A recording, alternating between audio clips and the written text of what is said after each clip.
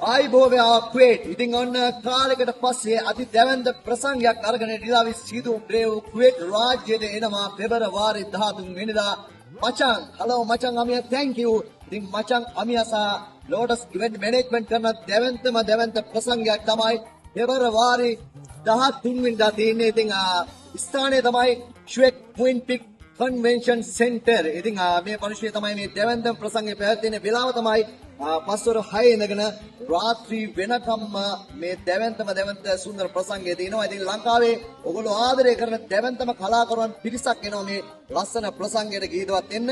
ඉතින් ඔබ සියලු දෙනාටම ආරාධනා කරනවා. මොකද කාලයකට පස්සේ තමයි කුවේට් රාජ්‍යයට ශ්‍රී ලාංකික සංගීත කණ්ඩායමක් විශේෂයෙන් ඩිලාවිස් සීදු බ්‍රේව් අපි එන්නේ. ඒ නිසා සියලු දෙනාටම ආරාධනා කරනවා මේ ලස්සන අනගි අවස්ථාව මගහැර ගන්න නැතුව අනිවාර්යෙන්ම එන්න කියලා. එහෙනම් මතකෙනි ස්ථානය ශ්වෙක් ක්වීන් පික් කන්වෙන්ෂන් සෙන්ටර්. ඉතින් මේ තැන තමයි මේ ලස්සන ප්‍රසංගය තියෙන්නේ.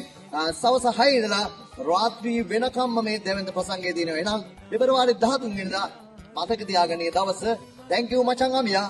ලස්සන වැඩකින් කුවේට් රාජ්‍යයේ ඩිලාවිස් සීදු බ්‍රේව් අපි හමු වෙනවා.